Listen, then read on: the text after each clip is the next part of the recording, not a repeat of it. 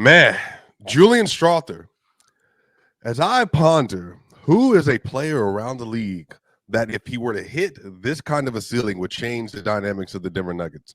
The Denver Nuggets bench, I think, actually has more of a story to tell than a lot of people might realize. And the Nuggets finally have another basketball game versus the Phoenix Suns. Ryan and I are going to talk about that and more here at Locked On Nuggets.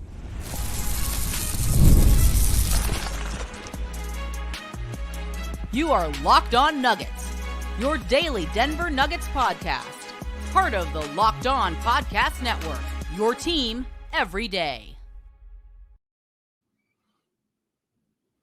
What's going on, y'all? Welcome to Locked On Nuggets. This is your host, Swiper. This is your team every day with my dog, the one and only Ryan Blackburn, a.k.a. Ryan Chartburn. Y'all, welcome to Locked On Nuggets.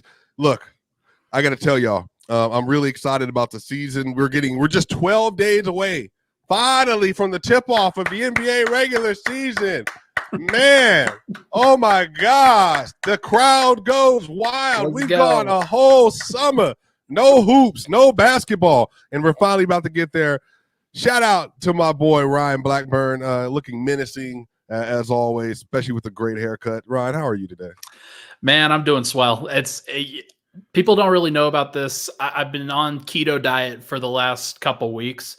I feel a lot better, and it's very good to just sort of get back into the swing of things physically. So we're trying to put in some work, man. I'm very excited for it. Yeah, I'm very happy for you, brother. Ryan's going to be looking like Clark Kent here soon, so we're all looking forward to that. Let's get straight into it. So, Ryan, I'm going to give you kind of my thoughts and ideas around this. So, you know me, I'm ideating. I'm sitting around watching basketball, looking at highlights, looking at some film, bringing it down the old 22, as some might say. And I was watching Julian Strawther, and I was like, that's interesting. Who does he remind me of? Let me go through my decks, So I just pull out my little deck. And I'm like, who does he remind me of? And I'm like, oh, I know. That's 2022 Jordan Poole. That's 2022 Jordan Poole. Wow. And Grace, you caught it. No, I've said this on a couple of different platforms, but I want to say it most notably today. Julian Strawther. Yo, I'm thinking about the pull-up transition. I'm thinking about the getting down to the rim. I'm thinking about the floaters. I'm thinking about the lays. I'm thinking about a hot scoring run he can go on like he did versus the New Orleans Pelicans. Oh, yeah. Like he did versus the Atlanta Hawks. And I'm thinking, what if Julian Strawther's took that next leap like Jordan Poole did, where nobody except for inside the Warriors organization thought Jordan Poole was going to get to a ceiling like that. Remember, when Steph Curry went out, Ryan, they didn't just get like, oh, Jordan Poole steps in, here's 15 points per game. They were getting like an all-star from Jordan Poole where he was going mayhem crazy, like 25 points per game type thing. If Julian Strawther, number one, what do you think of the comp is my first question. But the second question is, if Julian Strawther were even to just be able to get to Wizards Jordan Poole, let alone Warriors Jordan Poole, do you think that would change the dynamics of this team? I think you're a year too early, but I do really love it. I think it's a great comp, and I think that there's a lot of things that people should be excited about when they hear the name Jordan Poole for a guy like Julian Strawther, because he's one of those guys that he's going to freestyle a little bit. He's going to do everything he can to create some offense, whether it's off the ball or on the ball. He's going to look kind of crazy at times. Some of the shots that he takes, he might hit the side of the backboard. He might hit the side of the rim in a not so pretty way. But when he gets hot, the great thing about Julian Strawther is his confidence. The great thing about Julian Strawther is his ability to sort of laser focus in on making an impact from a scoring perspective and then making plays for others when he draws multiple defenders. I love it because like he was taking shots from 28 feet. Yeah. last year as a rookie and doing it consistently and taking hard shots. So that's the sign of a guy who knows that he's a good shooter. The shooting percentage didn't reflect it, but if you go back and look at rookie Jordan Poole, he shot 27.9% from three-point range. Next year, he shot 35%. So I think that there is a reason to believe in that comp. It's a great one. Let me read these off to you, ladies and gentlemen, everyone that's inside of the comment section and listening to this live on YouTube or on the audio side. Everybody just lean back in your chair. Jordan Poole played 17 games without Steph Curry in that 2021-22 season, Ryan. Oh, yeah. 25.6 points per game. Ooh. 5.6 assists. Ooh. 4.7 steals. And over the course... 4.7 steals? 4.7 rebounds. Sorry. I nearly had a convulsion over here. He shot 39% on three, but on 10.6 attempts per game. Man. Which is outrageous efficiency. And then on top of that, he only shot 43% from the field. But again, I think the kind of shots that Jordan Poole takes, you understand that. But on 5.2 attempts a game, 96.6% from the free throw line. And that's the key, right? Like, that's how you know you're a great shooter is whenever you get to the free throw line, it is a bucket. It's you're getting free points at that place. And if Julian's there's one weakness in his game as a shooter that I think is free throw shooting. He shoots about 70% in college and then wasn't great last year. So he's going to have to figure that out. There's no question about it.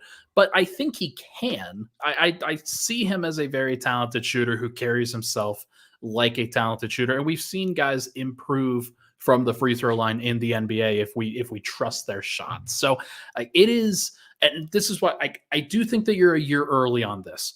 I want to make that clear that Julian Strawther was doing that in year 3. He was able to get out all the yes, my mistake. Jordan Poole was doing it in year 3 for him.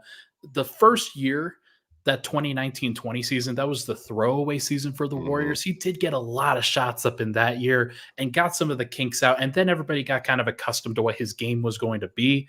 It was a trust factor, right, between him and the organization. And I think you're going to need to see a trust factor with Michael Malone and Jordan Poole and Julian Strawther and Nikola Jokic specifically. Those guys are going to need to believe in him. So we're going to have to, it's going to be a slow process, I think. So this year, if you got 12 points per game on 5.4 attempts from three at 35% from Julian Strawther, next to Russell Westbrook, in the level of production he's going to give you, next to Peyton Watson, do you feel like that would be a boon, like a boost for the team overall?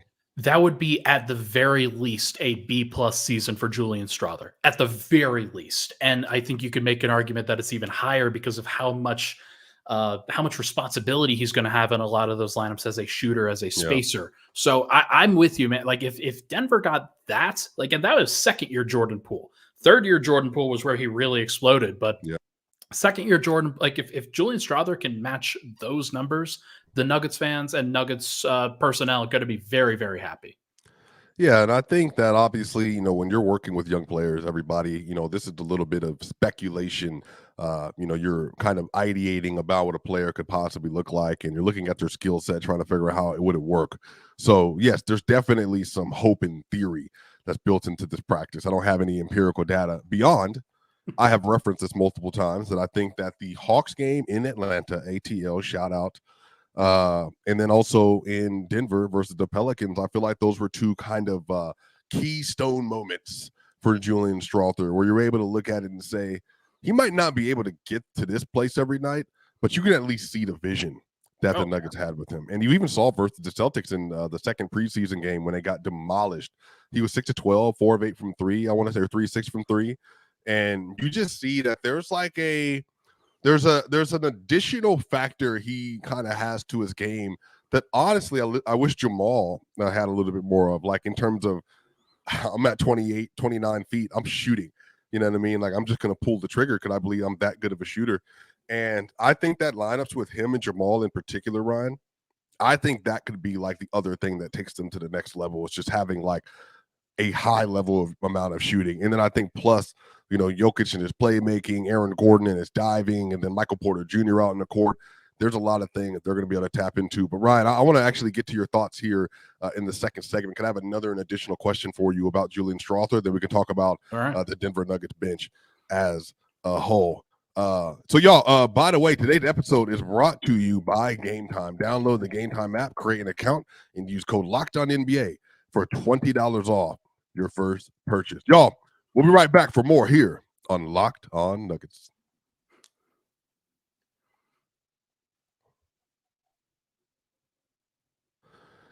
Somebody who loves going to concerts, loves going to events, loves going to venues, love comedy shows. I actually like the opera. I love seeing Shin Yoon. There's a lot of different things that I like, and it's really difficult to find really good prices sometimes, and to find your favorite MLB tickets to the playoffs that you're looking for. The NFL season is in full swing. The NBA is about to get started. Where can I go to find the best deals possible, y'all? But Gametime has a new feature called Gametime Picks that makes getting tickets for your favorite live events even easier. Gametime Picks filtered out the fluff to show you only incredible deals on great seats, so you don't have to waste time searching through thousands of tickets. Y'all, make sure you download the Gametime app, create an account, and use code LOCKEDONNBA for $20 off your first purchase. Terms apply. Again, create an account and redeem code LOCKEDONNBA, LOCKEDONNBA, for $20 off. Download Gametime today. What time is it?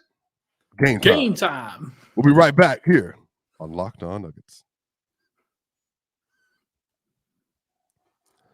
What's up, y'all? We are back here for Locked On Nuggets. This is your host, Swiper, with his co-host, brand new to the family, friend of the show, new brother in arms, Ryan Blackburn, a.k.a. Ryan Chartburn.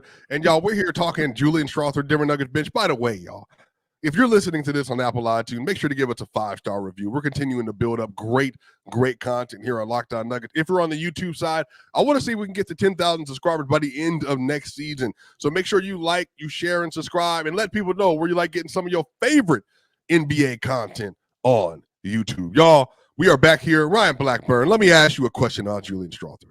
All right. Do you think he has the moxie? Because the one thing is about players like Jordan Poole, you got to have like a belief, like a belief system about yourself that you can be that level of player, that you can translate your game enough offensively and even defensively, you're willing to lock in and do your job at a high enough level to make an impact. Do you think Julian Strawther, based on the times you've talked to him, the times you've been around him, what you've seen from him so far, do you think he has that kind of thing in him that wants to be great? There's a difference, I think, between true greatness and being able to survive in an NBA environment. I think that Julian absolutely has the latter. There's no question in my mind that, like, when the Nuggets ask him to take ambitious shots, when Julian thinks that his role in the NBA is going to be to take some of those ambitious shots, and it is, he'll be able to do that. He will be able to make that happen. The only question is whether he's going to be efficient enough to make it happen on a consistent basis, and other teams will see him as a threat in that way. But when you ask me about Star, there's a different level of mentality that comes with. What that says to me, what Star says to me, is that there are layers to your game. It's not just the shooting. It's not just the spacing. With Julian, it's, hey, I can get to the rim and I can finish at a high clip. I can create for others because I'm drawing so much attention that they have to respect me. I can survive on the defensive end because that's what star wings do, is they survive on the defensive end. They're not liabilities over there. So there's so many things that he's got to work through, that he's got to process, and then he's got to be confident in his role within the Denver Nuggets in order to make that happen. I don't think he's going to be a star in Denver unless he can crack that starting lineup on a consistent basis. Why do you think he has to be a starter to be a star? Like, for instance, let me ask you this. So there are players that have started off their career. They just got so incendiarily, not even a real word, good, right? They just became like so otherworldly, like they had a meteoric rise. And even if they were operating on the bench, they were just like winning the minutes by a good bit. Like, meaning they were so loud in the minutes that they had on the court. Do you think that he could be that this year? That, let's say, having a very high view on it, like 3 or 4 games. Basically, he's just having such a loud impact on the court, even if he's not necessarily hitting shots, but just when he's on the court, the defense is having to overreact, to having a guard who just is willing to go to that level. Do you think that could be maybe a thing for him this year? Absolutely. Like there's a difference there. Like there are star level shot makers. Yeah. And then there are stars. I think he could be a star level shot maker. There's no doubt about it. You get guys like Jamal Crawford, Lou Williams, Jordan Poole in his moments with Golden State. There's several of that archetype of player that have made a massive impact on the game. It's almost like these are the guys that are the B versions of an Allen Iverson type or somebody of that nature who, like, yeah, they're going to be in the starting lineup because they're good enough to carry the entire load for the offense. But there's a certain kind of barrier that if you don't kind of expand your game that much, that you kind of have to come off the bench. You have to be a sixth man, and then you're a spark plug. But that's okay because Julian was a 29th overall pick, and expecting him to be that much more than that would be, I think, lunacy. But you can be a sixth man on a championship caliber team and be a hero. Just ask Bruce Brown. It just means that you have to come in, provide the energy and impact as often as you possibly can. Jordan Poole was also a 28th overall pick, by the way, I think, for the audience. It's why it's a great comp, man. Yeah. Yeah. Well, hey, sometimes I know a little bit. Sometimes you go into the bag a little bit. Sometimes I know a little bit about hoops. So I think too with this, because I've been thinking about the bench in concert with everybody else. I think that's why I think Julian has such an important role to play. Because Russell Westbrook, despite all of the kinds of opinions about his game, Russ has really worked well with backcourt players that were very good scorers. You think about even James Harden, obviously. You think about the career year Bradley Beal had next to Russell Westbrook. You obviously, Kevin Durant's a wing, but he's one of the best scorers of all time, if not the best, and he's can hit any shot he wants. I think Russ is a player, as a guard, and as a playmaker, and as a somebody who attacks the rim. I think Julian Strawther is a player that's going to directly benefit from him being out there. And so when I think of Julian Strawther, you surround him with spacing like Dario Saric and Vlatko Čančar and Michael Porter Jr. and even Christian Braun, to play finisher. Like Christian doesn't have any wiggle to his game for the most part, but a stationary shooter that just puts him up, no problem. I think that's what I'm looking at. It's like, can they put enough spacing around Strawther? And Strawther's legitimately, y'all, like he's 6'6", 6'7". Like he's tall. Like he's not like a small dude. So that's what I'm thinking. Like I think that's why the Denver Nuggets bench this year could surprise a lot of people, because even though they have only 9 real guys, as Calvin Booth says, I think that it's the 9. It just makes it a different feel than it has historically. Yeah, at least it's 9 and not 6. Like there's a difference there that the Nuggets are kind of operating with in years past, where you try to figure out, okay, who are the guys this year? Because in the 2023 championship year, it was 6 for most of the year. Then Jeff Green kind of figured it out, and Christian Braun kind of figured it out. Last year, it was 6 with Christian Braun, and actually, I'll give it 7 for Peyton Watson. But then they kind of went away with that in the second unit and replaced him with Justin Holiday. So I think that there is some belief there that you've got it titled here best bench of the Jokic era. I think that might be a little bit of a stretch, to be honest. Which year do you think? That's why I think 2019 is the clear one, where so Mason Plumlee, Malik Beasley.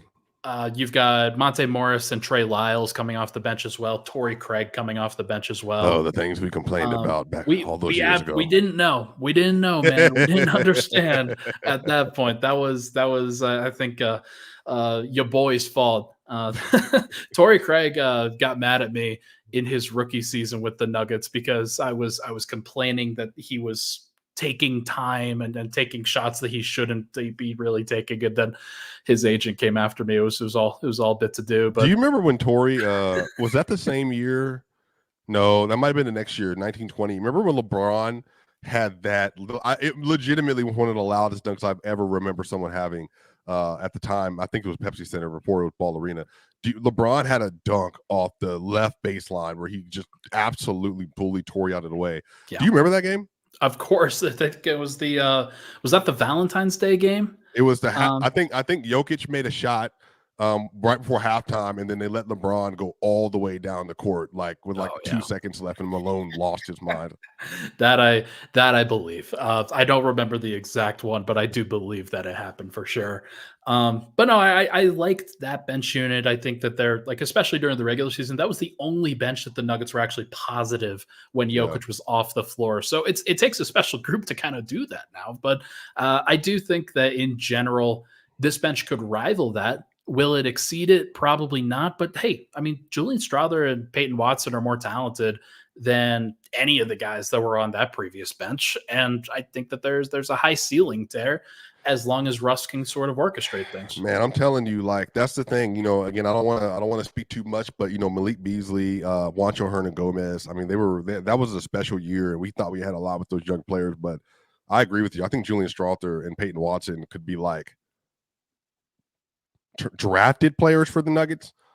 I mean, you got the core three, and then whoever else, like Gary Harris, maybe. Yeah, Gary Harris. But outside of those four, like, they could be better than everybody else for the most part.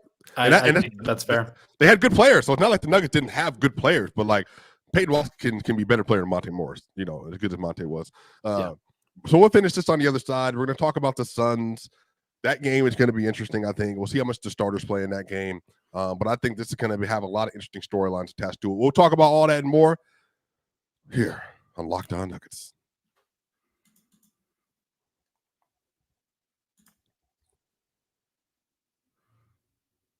Hey, NFL fans, you can start the season with a big return on FanDuel, America's #1 sportsbook. So when you get a hunch in the middle of the game, you can check out the latest stats, view live play-by-play, and so much more on the same page where you place your bets. You'll get started with $200 in bonus bets guaranteed when you place your first $5 bet. That's FanDuel.com. We'll be right back for more here on Locked On Nuggets. What's up, y'all? We are back here for the final segment here at Locked On Nuggets. This is your host, Swiper, with your other host, the one, the only, Ryan Blackburn.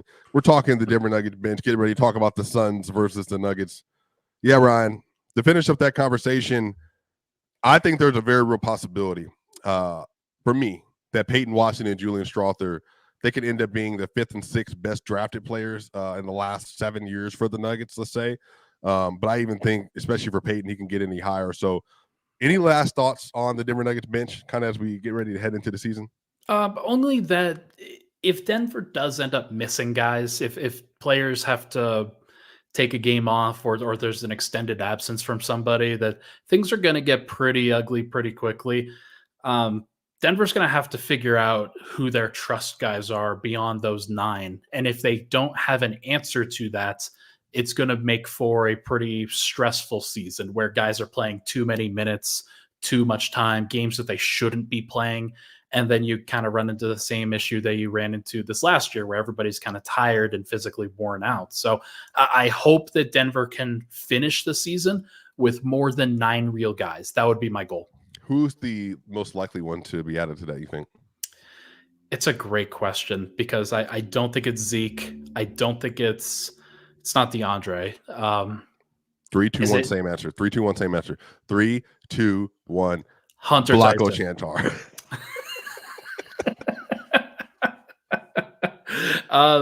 So my actual answer might be Trey Alexander. Really?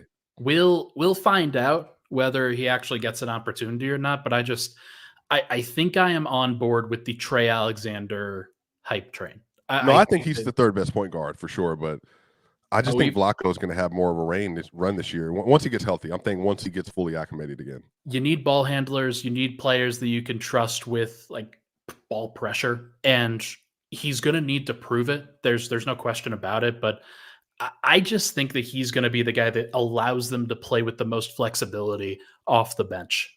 He can play next to Russell Westbrook. He can play next to Julian Strawther. He can play next to Peyton Watson and be successful. That would be my conversation starter for the day. Yeah, I love Trey. I think he's going to be a good player, hopefully, for the Nuggets, for anybody. But Blacko, I just go back to what he was 2 years ago when he was healthy, when he was playing next to Jeff Green, especially. He's such a big body, really good athlete, good floor spacer. And, matter of fact, remember it was I don't know, did Jokic play that game? I think he did. Remember versus the Thunder in OKC, it was Jack White and Vlatko Cancar. Man, the Nuggets were playing zone. Do you remember that? Ye old white boys. I love it. They had to play zone, that's for sure. But that was, and then Vlatko was getting stops on SGA in that game too. Oh yeah, believe me, that's CT's Super Bowl, man. That's that was a we reminisce about that moment often. Shout out CT. That's right. That is his guy, 1000%. So we'll see. Ryan, I'm really excited for this game as we transition tomorrow night versus the Phoenix Suns. Look, Mike Budenholzer, they got a nice squad now. Tyus Jones, they got a kind of a little bit of a revamped team. I was actually really mad when Chris Dunn was supposed to be headed there in the original report. I bet you were. And I was like, oh, no, I don't want to see that. And then he went to the Clippers, and, it doesn't mean anything. They got Tyus Jones instead. Yeah. And for a minimum. I think Tyus is good, but their defense is about to be cooked, I think. Well, let me ask you this. Let me ask you about their rotation first and foremost, because you've got Tyus Jones, Devin Booker, Bradley Beal, Kevin Durant, Yusuf Nurkic. What do you make of that starting group? And it is certainly small. Do you see that Grayson Allen weighs 230 pounds now? He looks like a brick. Well, Grayson has always kind of had that size, like he's just like he's just this like thicker than you realize. Yeah, until you see him. Hey yo. Yeah, but I mean, he just is like he just has like a little bit of body to him, similar to Christian Brown. Yeah. So I'm not shocked by it, but Grayson is also one of the most that game that wasn't Christmas last year where Grayson Allen hit 8 threes or whatever that was. I think and they were like 6 of them were contested in the first half. It was. Yeah, that was the first game that was in Denver, because Denver because they didn't play Phoenix on Christmas this year. No, that was they played the Warriors last year. Oh, you know what? It might have been Christmas, and it was because they got they played the Warriors on Christmas. It might have been the 23rd. It might have been the game on the 23rd before. It's very possible, but I mean, Grayson is so dangerous, man, and the Nuggets just don't have a lot of guys that can track perimeter players like that, because most of Denver's perimeter defenders are on the ball. So if it's Jamal Murray who's tracking Grayson Allen or whoever, he's got to stick with them. And that's going to be a very interesting matchup, I think, because the Nuggets are not going to be able to stop the Suns, I don't think. I honestly think that's going to be a very tough matchup for them, defensively. I mean, yeah, they get hot as jump shooters, sure, but that's all they shoot. Yeah, but I mean, I'm just not like fully bought into the Suns or identity. I think the Nuggets are about to cook them on the other end. Tyus is not a defender. Bradley is $55 million defender, whatever. He's just not that kind of player. But I think whatever. Devin Booker, like I said, I already like Devin Booker. Devin Booker really impressed me over the course of the Olympics, man. Like I would call him a solid defender. I don't think that he's spectacular, but I think he's not a sieve like his reputation. Is he better than Kyrie? Yes, because of the added size and athleticism factor. So similar, I think it's similar for me. Like Kyrie, when Kyrie tries, he's a little bit more of a nuisance than you realize. I agree. Yeah, and I think Devin Booker, when he really tries, he can like legitimately like cause you some problems. The problem is like that's going to be your best option. And the Nuggets, well, I'm just going to put you in a pick and roll then, dude. And what are you going to do? Nurk, you playing up, you playing down, you dropping. Like where are we going from here? Like how are we going to space the court? Or he just gasses out because it's just really hard to do that on both ends of the floor, 48 minutes, and then potentially in a 7-game series. That's the biggest thing I have. My concern for them is like, will they be able to do that? You were going to read off the rest of the rotation, go through their bench as well, I thought. Yeah, I mean, not the full thing, but they've got Monte Morris coming off the bench potentially. They've got Royce O'Neal, who's a very good versatile piece that they have. Mason Plumlee's now there, but I think the two rookies, Ryan Dunn and Oso Ighodaro, are the guys that are the most interesting, I would say, because Oso is one of those guys that could have been, I'd say, a Mason Plumlee approximate for Denver, where he's a really good passing big. He's just that doesn't have a lot of size. But Ryan Dunn was the best defender in the draft, full stop. The only reason that he dropped was because he couldn't do anything offensively. If he can do things offensively, then I think the Suns become a little bit more dangerous, but you're just going to have to prove it in the playoffs. He's a legitimate 6'6" as well. So, oh yeah, like that dude is he is a OG Anunoby type. More memories. Ryan just bringing up bad memories today. Prediction: first half starters are in. Prediction. I don't know whether all of Denver starters will play tomorrow. Devin Booker might not play either. It's very possible. I think Kevin Durant has played in pretty much every game. I think that KD will go off in this matchup again because I think Aaron's probably just going to play a preseason game if he does play, and that's fine. I'm not really expecting that, but I think the Nuggets will be a little bit more serious than they were in Abu Dhabi. I think that that's a very important thing for them. I want to see them run. I want to see them really try to press the advantage when they can. I think the paint, because Mason Plumlee, I think, is starting, and Yusuf Nurkic is still injured or absent. So I think if that's the case, Denver's got to abuse the paint. Like that's the thing that they have to do, and I think that they will. Yeah, I don't really expect much. I just hope everybody, gets some nice possessions. Let's get a quarter of good basketball and then call it a day. But I do want to see Julian and Christian and Peyton, not Peyton, but Julian and Christian in particular. I want to see what they're able to kind of offer, and I just want them to continue to get some confidence going into the year. So if you had to pick a lineup that you wanted to see beyond the starters, what is that? Oh yeah, Russ, Julian, Saric, without any starter. It can include starters. Oh, Russ, Julian, MPJ, Saric, Jamal. Ooh, wow. Okay, that's a lot of offense. Yeah. Okay, so you get kind of Jamal playing the two defenders. A little bit, yeah. There's 2 lockdown defenders in that, by the way. Shout out MPJ and Russ. Okay. I'm laughing at that because that is like MPJ is not a watch game 1 of the Miami Heat series in the NBA Finals. Yes, but were you there? You're not. I was there actually. You're not going to see lockdown MPJ in the preseason. I'm sorry, that is not happening. Yeah, but I'm excited though, and then we'll obviously be able to have a lot of conversations this week because we have 3 basketball games this week. So Sunday, Tuesday, Thursday. Expect the Nuggets to start everybody and play everybody in one of them, and then expect them to rest in one of them. We'll figure out which one it is. I would guess that Tuesday against OKC is when they rest absolutely everybody because they play OKC on opening night. Yeah. Y'all, that's going to do it here for Locked On Nuggets. Y'all, make sure, tell somebody you love them. Tell them that the Denver Nuggets are getting ready to start the NBA season again. We love you. We appreciate you. Locked On Nuggets, you know what time it is. This is Ryan and Swiper. We will see y'all on the other side.